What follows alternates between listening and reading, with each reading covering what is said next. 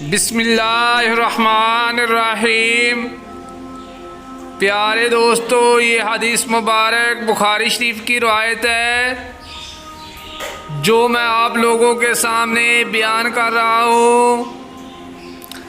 रसूल अल्लाह सल्लल्लाहु अलैहि वसल्लम ने फरमाया, जिसने जुमा के दिन गुस्ल किया और खूब पाकी हासिल की और तेल या खुशबू इस्तेमाल की, फिर जुमा के लिए चला और दो आदमियों के बीच में ना घुसा